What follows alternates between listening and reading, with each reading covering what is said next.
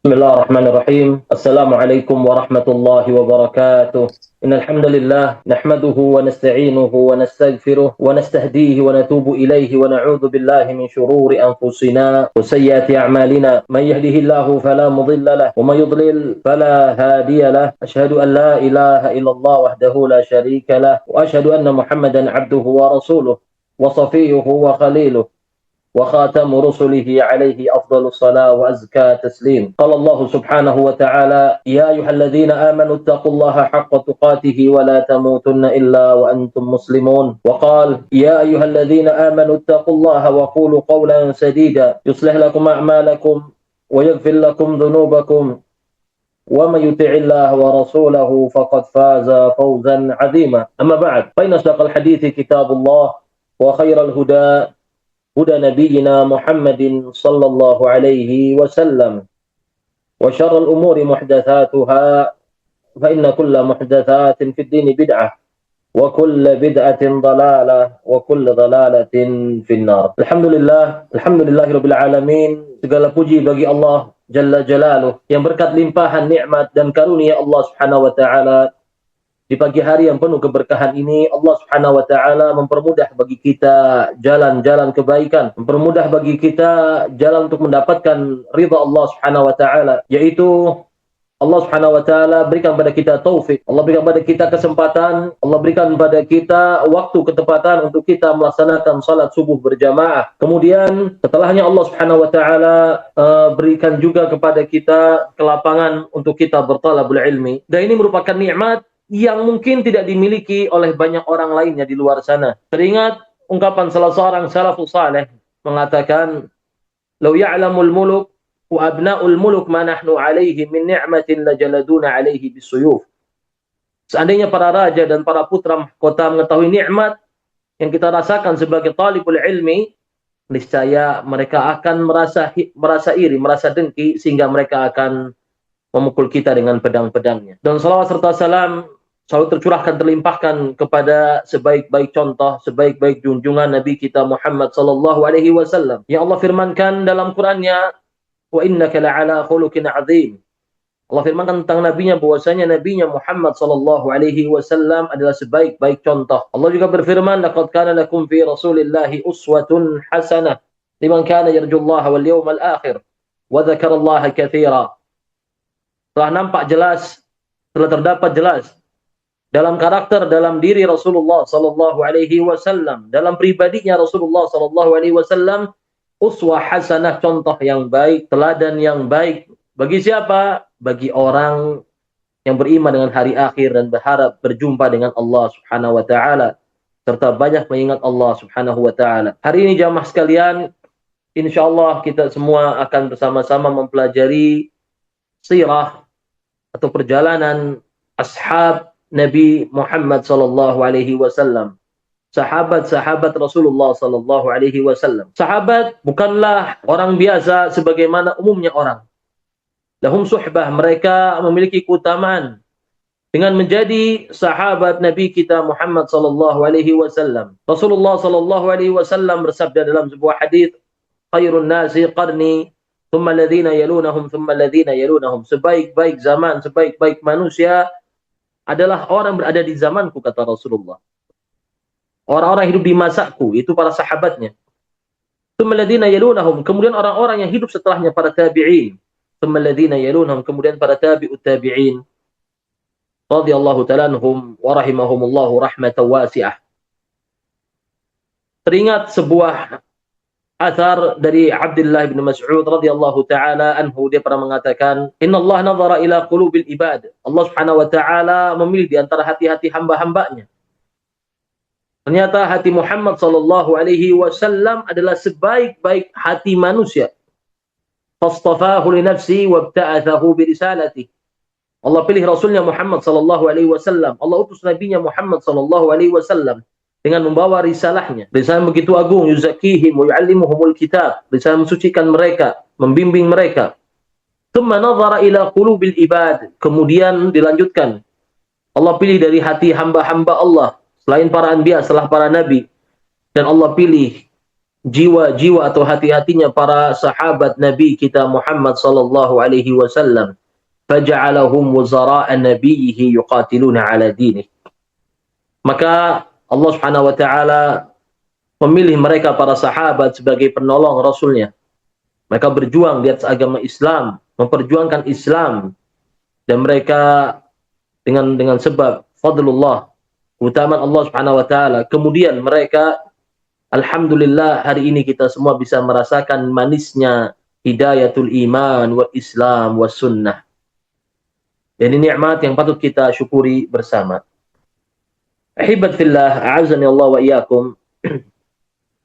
Hari ini insyaallah pembahasan kita seputar salah seorang sahabat Nabi sallallahu alaihi wasallam, termasuk orang yang paling banyak meriwayatkan hadis Nabi sallallahu alaihi wasallam.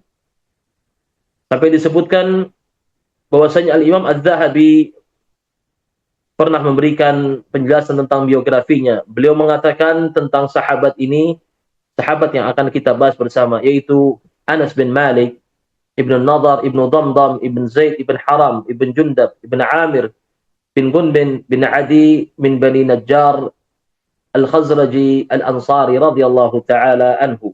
Al-Imam Az-Zahabi dalam Syiar A'lam An-Nubala pernah mengatakan, huwa al-imamul mufti al-muqri al-muhaddith, rawiyatul Islam, Abu Hamzah Al-Ansari, Al-Khazraji, Al-Najjari, Al-Madani. Yaitu Anas bin Malik adalah imam, seorang imam, al-mufti, seorang mufti dari kalangan sahabat Rasulullah sallallahu alaihi wasallam, al-muhaddits, ahli hadisnya, termasuk orang yang paling banyak meriwayatkan hadis Nabi sallallahu alaihi wasallam yang berjumlah 2800 sekian. Rawiyatul Islam, orang yang meriwayatkan Islam, mendakwahkan Islam, Abu Hamzah Al-Khazraji, Al-Najjari, Al-Madani, radhiyallahu ta'ala anhu. Itu orang berasal dari kabilah Najjar, dari Bani Khazraj, dan juga di orang Madinah. Wa huwa khadimu Rasulillah sallallahu alaihi wasallam. Dan dia adalah khadim atau pembantunya Rasulullah sallallahu alaihi wasallam. Dan juga perlu difahami jamaah sekalian, Rasulullah sallallahu alaihi wasallam ternyata memiliki hubungan dengan Bani Najjar.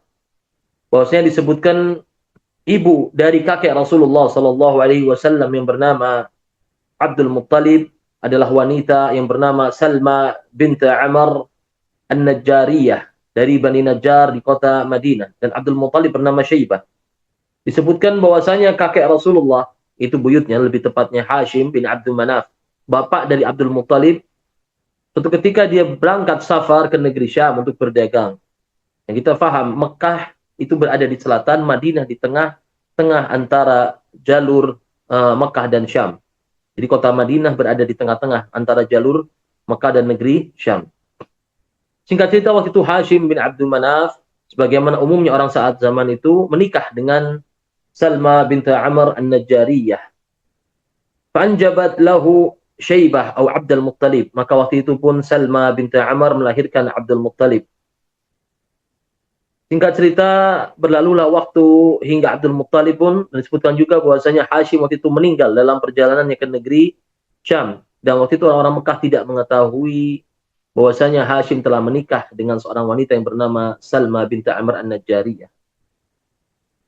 Dari sini kita paham bahwasanya Rasulullah sallallahu alaihi wasallam ternyata memiliki keluarga dari Bani Najjar, dari penduduk Madinah. Nah,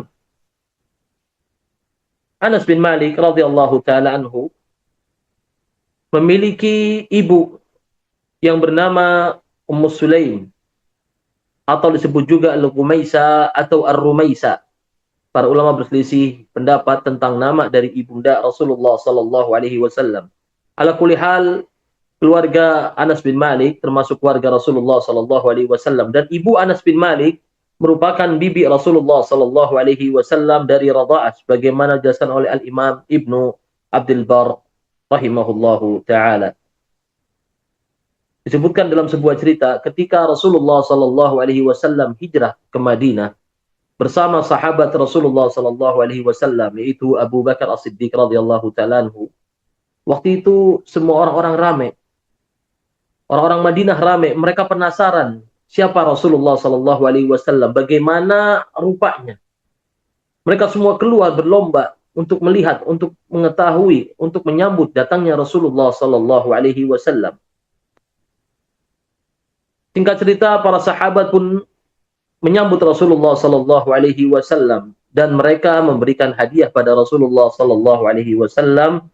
Sampai waktu itu datanglah ibunda Anas bin Malik, Ummu Sulaim, kepada Rasulullah sallallahu alaihi wasallam dan dia mengatakan, "Ya Rasulullah, ji'nak, ya Rasulullah kami datang kepadamu dan seluruh manusia telah memberikan hadiah pada dirimu. Athafakan nasu bituhfah." Manusia telah memberikan hadiah padamu dengan semua hadiah, dengan berbagai macam hadiah. Kecuali saya ya Rasulullah, saya tidak memiliki apapun untuk saya berikan kepadamu ya Rasulullah. Maka hari ini saya berikan putra saya, yakhdumu indak, maka saya berikan hari ini, saya serahkan putra saya kepadamu ya Rasulullah, untuk dia berkhidmah kepadamu, maka silahkan lakukan apapun yang kau inginkan kepada putraku. Wallahil adzim jamaah sekalian, ini merupakan suatu kehormatan, suatu karamah, suatu kemuliaan yang sangat sedikit orang bisa raih kemuliaan tersebut di zaman Rasulullah Sallallahu Alaihi Wasallam, yaitu seseorang dimudahkan untuk belajar dari Rasulullah Sallallahu Alaihi Wasallam, seseorang dimudahkan untuk mendekatkan dirinya kepada Rasulullah Sallallahu Alaihi Wasallam, dan di antara sedikit orang tersebut adalah Anas bin Malik radhiyallahu taala anhu. Dan Anas bin Malik radhiyallahu taala anhu ini, sebelum kita masuk cerita, dia punya bapak yang bernama Malik ibn Nadar, dan dia ketika mengetahui bahwasanya keluarganya atau istrinya ini masuk Islam, maka dia pun hijrah. Dia pergi dia tinggalkan negerinya Madinah, dia berangkat ke negeri Syam, wa mata indah, dan dia meninggal di Syam dalam keadaan musyrik. Maka waktu itu Anas bin Malik tinggal bersama ibunya dalam keadaan tidak memiliki seorang ayah. Ahibat fillah, a'azzani Allah wa iyyakum. Anas bin Malik dilahirkan kurang lebih 10 tahun sebelum hijrah nabawiyah. Sehingga ketika Rasulullah sallallahu alaihi wasallam tiba di Madinah, umur Anas ini kurang lebih 10 tahun. Disebutkan dalam riwayat bahwasanya Anas bin Malik radhiyallahu ta'ala anhu yakhdumun Nabi sallallahu alaihi wasallam, kurang lebih menjadi khidmah, menjadi pembantu Rasulullah sallallahu alaihi wasallam 9 tahun lebih. 9 tahun beliau fokus mengabdi menjadi pembantu Rasulullah sallallahu alaihi wasallam. Kemudian setelahnya beliau masih tetap menemani Rasulullah sallallahu alaihi wasallam sampai Rasulullah sallallahu alaihi wasallam kembali kepada Allah Subhanahu wa taala. Dan di antara cerita yang sering dibawakan oleh Anas bin Malik adalah bahwasanya Rasulullah sallallahu alaihi wasallam memiliki panggilan kesayangan bagi Anas bin Malik radhiyallahu taala anhu. Terkadang Rasulullah sallallahu alaihi wasallam memanggil Anas dengan kalimat ya Unais. Unais ini tasghir, atau maksudnya Anas kecil. Dan ini menunjukkan kecintaan Rasulullah sallallahu alaihi wasallam dan besarnya sayang beliau kepada Anas bin Malik radhiyallahu taala anhu. Terkadang Rasulullah sallallahu alaihi wasallam juga memanggil Anas dengan kalimat ya Bunai, wahai putraku. Dan terkadang juga beliau memanggil Anas bin Malik dengan panggilan ya Dzal Udhunain, wahai orang yang mempunyai dua telinga. Dan Anas bin Malik radhiyallahu ta'ala anhu adalah orang yang mendapatkan doa dari Rasulullah sallallahu alaihi wasallam. Rasulullah sallallahu alaihi wasallam pernah mendoakan Anas bin Malik dengan sebuah doa. Allahumma arzuqhu mala wa walada wa barik lahu. Ya Allah, berikanlah Anas ini harta serta keturunan dan berkahilah dirinya. Maka doa Rasulullah sallallahu alaihi wasallam adalah doa yang mustajab. Allah penuhi doa Rasulullah sallallahu alaihi wasallam, dan disebutkan bahwasanya Anas bin Malik hidup sampai usia 100 tahun lebih. Bahkan Allah berikan kepadanya harta yang begitu banyak, melimpah ruah, dan juga Allah berikan kepadanya keturunan yang begitu banyak. Maka disebutkan bahwasanya Anas bin Malik pernah menghadiri 80 pemakaman dari keturunannya sendiri di wabah Ta'un. Subhanallah, inilah keutamaan, kemuliaan yang diraih oleh Anas bin Malik radhiyallahu taala anhu. Anas bin Malik radhiyallahu taala anhu juga mengatakan, bahwasanya dia menjadi khidmah, dia menjadi pembantu Rasulullah sallallahu alaihi wasallam 9 tahun sampai 10 tahun, dan dia menyebutkan wallahi masabbani wa ma syatamani Rasulullah sallallahu alaihi wasallam. Demi Allah, Rasulullah sallallahu alaihi wasallam selama aku menjadi pembantu bagi dirinya tidak pernah menghardik diriku, tidak pernah memarahi diriku, dan tidak pernah mengatakan, Anas, apa yang kamu kerjakan? Kenapa kamu berbuat ini, Anas? Demi Allah, Rasulullah Sallallahu Alaihi Wasallam tidak pernah berbuat demikian kepada Anas bin Malik. Bahkan disebutkan suatu ketika Rasulullah Sallallahu Alaihi Wasallam pernah mengutus Anas bin Malik radhiyallahu taala anhu, memerintahkannya untuk membeli suatu keperluan. Namun waktu itu Anas masih kecil. Bagaimana umumnya anak kecil? Dia keluar dan dia ditemui di jalan bahwasanya anak-anak sedang bermain. Ramai anak bermain waktu itu. Dan hal ini pun memalingkan Anas dari perintah Rasulullah Shallallahu Alaihi Wasallam. Dan dia pun bermain bersama anak-anak lainnya waktu itu. Bagaimana umumnya anak kecil? Anak kecil usia 10 tahun kurang lebih seperti itu. Bagaimana kita paham? Kita punya anak 10 tahun kadang. Mereka ini kadang patuh, kadang nurut, namun kadang masih ada karakter anak kecilnya. Karena usia 10 adalah usia peralihan di mana seseorang beranjak dari usia anak menuju usia dewasa. Lihatlah di sini hikmah dari Rasulullah Sallallahu Alaihi Wasallam. Waktu itu Anas meriwayatkan bahwasanya ketika dia sedang bermain, tiba-tiba Rasulullah Sallallahu Alaihi Wasallam memegang kerah bajunya dari belakang. Dipegang Anas bajunya oleh Rasulullah Sallallahu Alaihi Wasallam tanpa marahin, tanpa Rasulullah Sallallahu Alaihi Wasallam menghardiknya. Kemudian Anas bin Malik pun menoleh ke belakang. Fa'idha bi Rasul sallallahu alaihi wasallam. Ternyata orang yang menarik, yang memegang baju Anas adalah Rasulullah sallallahu alaihi wasallam. Maka Anas pun mengatakan, maka waktu itu pun aku takut. Aku merasa segan kepada Rasulullah sallallahu alaihi wasallam. Lalu aku mengatakan, ya Rasulullah, aku akan pergi membeli apapun yang telah engkau perintahkan kepada diriku. Dan subhanallah, Rasulullah Sallallahu Alaihi Wasallam sama sekali tidak memarahi, tidak menegur Anas bin Malik radhiyallahu taala anhu. Dan ini jamaah sekalian merupakan adab yang sangat-sangat baik dan juga adab yang harus dimiliki oleh setiap dari kita, termasuk saya sendiri. Terkadang jamaah sekalian kita ini memiliki sifat tidak sabar. Terkadang sebagian dari kita jamaah sekalian memiliki sifat ya'lu. Sifat takabur, sifat sombong, sifat merendahkan para pembantu. Wallahi banyak di luar sana orang yang mungkin ketika dia bermuamalah dengan pembantunya, dia akan mengatakan lafaz-lafaz kalimat-kalimat yang mana seandainya kalimat tersebut dikatakan kepada dirinya atau kepada anaknya, demi Allah dia tidak akan pernah ridho. Dia hardik pembantunya, dia hinakan pembantunya. Lihat akhlak Rasulullah Sallallahu Alaihi Wasallam. Bagaimana dia memuliakan Anas bin Malik radhiyallahu taala. Kita faham, Anas ini manusia. Yukhti wa yusib, bisa benar bisa salah ketika dia berkhidmah pada Rasulullah sallallahu alaihi wasallam. Namun lihat bagaimana akhlak Rasulullah sallallahu alaihi wasallam, dia didik Anas sebagaimana dia mendidik anaknya. Dia berikan akhlak mulia kepada Anas bin Malik, dia bermuamalah dengan Anas bin Malik dengan akhlak yang mulia.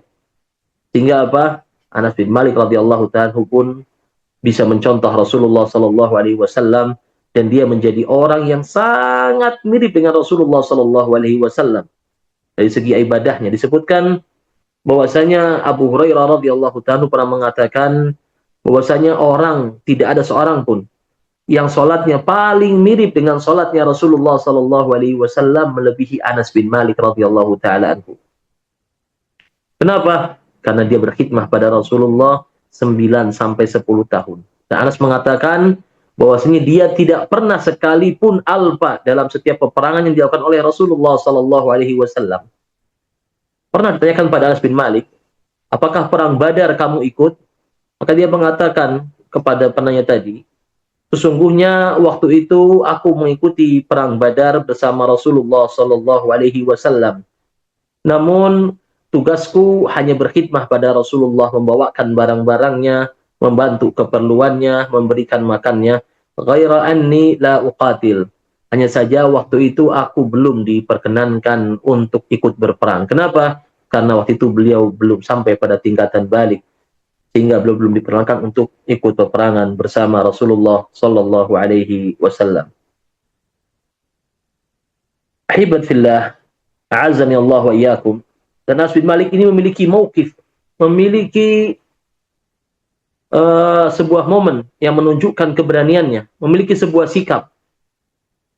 Ketika Anas bin Malik dalam usia sudah mulai usia tua, waktu di zaman Abdul Malik ibn Marwan, waktu itu terjadi kisah di zaman Abdul Malik ibn Marwan, bahwasanya Abdul Malik bin Marwan ini memiliki seorang gubernur yang sangat kejam waktu itu yang bernama Al-Hajjaj bin Yusuf Ats-Tsaqafi. Disebutkan waktu itu Anas bin Malik sepeninggal Rasulullah sallallahu alaihi wasallam dia ikut peperangan bersama Abu Bakar dan Umar, dan juga dia hijrah ke negeri Basrah. Dan dia tinggal di Basrah untuk waktu beberapa lama sampai datanglah zamannya Al-Hajjaj bin Yusuf Ats-Tsaqafi. Waktu itu Al-Hajjaj bin Yusuf Ats-Tsaqafi di hadapan orang banyak menghardik Anas bin Malik radhiyallahu taala anhu. Dia panggil Anas dengan panggilan ya Unais, wahai Anas kecil, tapi bukan untuk panggilan kasih sayang, namun untuk menghinakan. Dan kita paham, usia Anas bin Malik lebih tua daripada usia Al-Hajjaj bin Yusuf Ats-Tsaqafi. Namun dipanggil waktu itu ya Unais, ya Unais, ya Unais. Kemarilah wahai Unais. Dalam rangka dia panggil Unais, tujuan untuk merendahkan. Perlu difahami jamaah sekalian, kalimat tasghir, pemanggilan dan kalimat misalkan Abdullah kecil, Muhammad kecil, itu punya dua tujuan. Yang pertama, menunjukkan kasih sayang. Dan ini biasanya dilakukan oleh orang tua atau pendidiknya atau gurunya. Yang kedua, untuk merendahkan. Biasanya merendahkan ini orang yang manggil dengan panggilan tersebut apabila yang memanggilnya usianya lebih muda daripada yang dipanggil. Yang kita paham, Al-Hajjaj usianya lebih muda daripada Anas bin Malik radhiyallahu ta'ala anhu. Dan Hajjaj mengatakan, mengancam Anas dengan ancaman yang begitu luar biasa menakutkannya. Dia mengatakan pada Anas, ya Anas, ya Unais, marratan ma'a Ali. Saya ingat waktu itu kamu berada di posisinya, kamu berada di sisinya Ali radhiyallahu ta'ala anhu ketika terjadi perang antara Ali dengan Muawiyah. Wa maratan ma Ibnu Zubair. Kemudian setelahnya kamu pun berdiri melawan kami bersama Abdullah bin Zubair. Wa maratan ma Ibnu Al-Ash'ath. Dan juga aku ingat ketika engkau melawan kami di pihaknya Abdurrahman ibn Al-Ash'ath. Disebutkan oleh Hajjaj semua. Anas pernah bersama Ali bin Abi Thalib melawan Bani Umayyah. Anas pernah bersama Ibnu Zubair melawan Bani Umayyah. Anas pernah bersama Ibnu Ash'ath melawan Bani Umayyah. Dan Hajjaj mengatakan, demi Allah, aku akan kuliti dirimu sebagaimana hewan dikuliti. Dia mengatakan dengan ucapan yang sangat-sangat tegas, sangat-sangat tidak sopan kepada sahabat Rasulullah sallallahu alaihi wasallam. Dan kita paham siapa Anas. Adalah orang yang termasuk yang paling banyak meriwayatkan hadis dari Nabi sallallahu alaihi wasallam. Dan dia mengatakan ketika Anas mendengar ucapan Hajjaj, dia mengatakan inna lillahi wa inna ilaihi raji'un. Kemudian dia menulis surat kepada Abdul Malik bin Marwan, khalifah waktu itu, dan dia mengatakan amma ba'd. Segala puji bagi Allah, ketahuilah wahai Amirul Mukminin bahwasanya umat Yahudi dan umat Nasrani begitu memuliakan sahabat atau pembantu-pembantu nabinya. Bahkan mereka juga memuliakan pembantu dari orang yang membantu nabinya. Namun tidak dengan Al-Hajjaj. Sungguh orang ini telah merendahkan, telah menghinakan diriku. Padahal engkau fahami bahwasanya diriku adalah pembantu Nabi sallallahu alaihi wasallam. Yang mana disebutkan perbuatan ini tidak mungkin dikerjakan oleh orang lain. Bahkan Yahudi dan Nasrani nggak mungkin punya sifat, punya karakter, punya akhlak sejelek ini. Yahudi Nasrani pasti akan ta'zim, pasti akan memuliakan orang-orang yang pernah membantu Nabi mereka. Orang yang pernah membantu Nabi Musa pasti mereka muliakan. Orang yang pernah membantu Nabi Isa pasti mereka muliakan. Tapi tidak dengan Al-Hajjaj bin Yusuf Ats-Tsaqafi. Kemudian ketika sampai surat ini kepada Abdul Malik bin Marwan, marahlah dia. Dan dia tulis surat kepada Al-Hajjaj bin Yusuf Ats-Tsaqafi. Dalam surat dituliskan, ya Hajjaj, apabila telah sampai padaku suratku ini, maka datanglah kepada Anas bin Malik dan mintalah maaf kepadanya. Bahkan rendahkanlah dirimu, turuti perintahnya lebih daripada sendal atau sepatunya mengikuti dirinya. Artinya apa? Jadilah engkau benar-benar nurut patuh kepada Anas, melebihi patuhnya sendalnya Anas kepada Anas bin Malik. Kita paham, kita kalau pakai sendal, Itu sudah kemanapun kita bawa pasti dia ikut. Dan itulah yang diperintahkan oleh Abdul Malik bin Marwan kepada Al-Hajjaj bin Yusuf At-Taqafi. Dan juga disebutkan dalam suratnya bahwasanya Abdul Malik mengatakan bahwasanya ketahuilah bahwasanya umat Yahudi dan umat Nasrani begitu memuliakan pembantu para nabinya. Namun hari ini engkau telah merendahkan sahabat Rasulullah Sallallahu Alaihi Wasallam. Bahkan Anas adalah sahabat Nabi yang tersisa waktu itu. Sebutkan bahwasanya Abdul Malik bin Marwan begitu marah kepada gubernurnya, yaitu Al-Hajjaj bin Yusuf At-Taqafi. Kemudian datanglah surat tersebut kepada Al-Hajjaj, lalu dibaca, dan dia pun langsung datang kepada Anas, dan dia meminta maaf kepada Anas bin Malik radhiyallahu ta'ala anhu, dan dia mengatakan pada Anas, Al-Ghadibta, apakah engkau marah padaku ya Anas? Kata Anas, iya, aku marah kepadamu karena engkau telah melecehkanku di hadapan seluruh penduduk. Maka Hajjaj pun mengatakan, ketahuilah wahai Anas, sesungguhnya yang aku kerjakan ketika aku menghina dirimu, tidak lain tidak bukan agar aku mendapatkan rasa takut dari orang-orang. Sebagaimana permisalan, ketika ada orang berani marah-marahin orang depan orang, sebenarnya tujuannya bukan untuk memarahi orang tersebut, namun tujuannya adalah agar orang-orang yang menonton merasa segan pada dirinya. Inilah alasan dari Al-Hajjaj bin Yusuf At-Taqafi. Kemudian disebutkan bahwasanya Anas bin Malik radhiyallahu ta'ala anhu ketika di hari wafatnya dia memanggil keluarganya, kemudian keluarga pun berkumpul dan mereka pun mentalkinkan kalimat La ilaha illallah Muhammadur Rasulullah. Dia kumpulkan keluarganya, subhanallah. Dia kumpulkan keluarganya dan dia minta mereka untuk menjalankan sunnah Rasulullah sallallahu alaihi wasallam. Dia mampu mengucapkan kalimat La ilaha illallah Muhammad Rasulullah, tapi lihat bagaimana sahabat Rasulullah sallallahu alaihi wasallam bahkan di waktu kematian mereka, di saat-saat detik terakhir mereka adalah orang yang paling bersemangat menjalankan sunnah Rasulullah sallallahu alaihi wasallam. Sampai-sampai bayangkan, Anas panggil keluarganya hanya untuk membimbing dia mengucapkan La ilaha illallah Muhammadur Rasulullah. Padahal Anas bin Malik mampu mengucapkan kalimat tersebut tanpa ditalkin oleh keluarganya. Radhiyallahu ta'ala anhu wa radu an-na'am. Inilah sahabat Rasulullah sallallahu alaihi wasallam. Allah ridho kepada mereka dan mereka juga ridho kepada ketentuan Allah Subhanahu wa taala. Allah Subhanahu wa taala berfirman, "Laqad kana fi qasasihim ibratul liulil albab." Sungguh telah nampak jelas pada kisah-kisah mereka ibrah, pelajaran bagi orang-orang yang memiliki akal. Maka tujuan kita di sini jamaah sekalian mempelajari sirah sahabat Rasulullah sallallahu alaihi wasallam, yaitu kisah perjalanan hidup orang-orang yang dibina, yang dididik, dibimbing oleh Rasulullah sallallahu alaihi wasallam. Tidak lain tidak bukan adalah agar kita semua bisa mencontoh mereka, agar kita semua bisa meneladani perbuatan atau amalan para sahabat Rasulullah sallallahu alaihi wasallam. Tadi contoh diantaranya, para sahabat adalah orang yang paling bersemangat untuk mengerjakan sunnah Rasulullah sallallahu alaihi wasallam. Wab'aduhum anil bidah, dan mereka adalah orang yang paling jauh dari mengada-ngada dalam beragama. Mungkin itu dari saya, wallahu a'lam bishawab. Apabila ada pertanyaan silahkan ditanyakan. Baik, jazakallahu khairan Ustaz atas materi yang telah disampaikan. Alhamdulillah sejauh ini tuh belum ada pertanyaan yang masuk Ustaz. Bagaimana Ustaz? Nah, baik, mungkin sampai sini dulu kajian kita di pagi hari ini jamaah sekalian. Namun saya tutup kajian dengan sebuah pesan bahwasanya wajib bagi kita semua iktifa athari Rasul wa iktifa athari ashabihi. Wajib bagi kita semua meneladani jejak-jejak Rasul sallallahu alaihi wasallam serta jejak para sahabatnya. Kenapa? Karena dalam jejak mereka, dalam petunjuk mereka terdapat keselamatan bagi orang yang mencari Allah dan keselamatan di hari akhir. Kita paham bagaimana Rasulullah sallallahu alaihi wasallam bermuamalah dengan pembantunya. Seperti saya sebutkan tadi ya. Bagaimana muamalah Rasulullah dengan pembantunya. Yang mana di zaman ini banyak dari kita ini merendahkan, meremehkan pekerjaan pembantu atau buruh. Orang kerja di rumah kita, kadang-kadang kita tidak tunaikan haknya, kadang-kadang kita rendahkan, kita hardik dia. Lihat Rasulullah bagaimana bermuamalah dengan Anas bin Malik radhiyallahu ta'ala anhu. Dan lihat bagaimana akhlak Anas bin Malik radhiyallahu ta'ala anhu. Bagaimana karakternya, bagaimana karakter Anas dan juga para sahabat lainnya.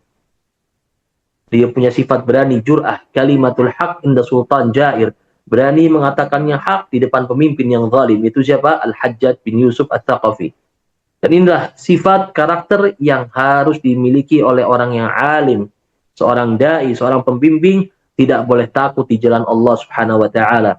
Dia harus mempersiapkan dirinya untuk berjumpa dengan Allah subhanahu wa ta'ala. Walaupun dalam dakwahnya mungkin nyawanya akan hilang. Walaupun mungkin dalam dakwahnya dia akan terbunuh atau mungkin dia akan dihina, tapi lihat Anas bin Malik radhiyallahu taala anhu ketika mendapatkan hinaan begitu parah, begitu pedihnya hinaan dari Al-Hajjaj, dia mengatakan inna lillahi wa inna ilaihi raji'un. Nah, jadi kita milik Allah dan kita akan kembali kepada Allah Subhanahu wa taala. Nah, ada pertanyaan ini, apakah Anas bin Malik adalah ayah dari Al-Imam Malik bin Anas? Bukan ya. Bukan ayahnya. Nasabnya masih satu suku tapi nasabnya berbeda. Nah, jadi sempat orang ramai waktu itu ya, Anas bin Malik adalah anak dari atau Malik bin Anas, Imam Malik, anak dari Anas bin Malik, bukan. Tidak ada hubungan secara langsung, secara keturunan tidak ada. Hanya saja ketemu di kakeknya. Ketemu di kakek yang nomor berapa? Nah, wallahu a'lamu bishawab. Nah. Dan juga Anas bin Malik ini jamaah sekalian adalah sahabat yang paling terakhir meninggal di Basrah. Imam Madzhabi mengatakan, ada khilaf, ada yang mengatakan Abu Tufail, ada yang mengatakan Anas. Namun yang terakhir meninggal di Basrah adalah Anas bin Malik radhiyallahu taala anhu.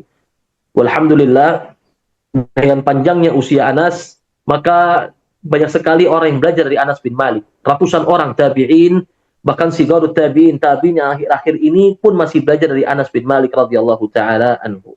Nah, dan ini merupakan kebaikan, yaitu bisa belajar langsung dari sahabat Rasulullah sallallahu alaihi wasallam sehingga memperpanjang durasi zaman kemuliaan, yaitu khairul qurun, zaman yang mulia, zamanku, kata Rasul, zaman para sahabat, zaman tabi'in dan zaman tabi'ut tabi'in. Wallahu a'lamu bishawab. Mungkin ini dari saya. Kita cukupkan dengan doa. Allahumma bihamdika asyhadu an la ilaha illa anta.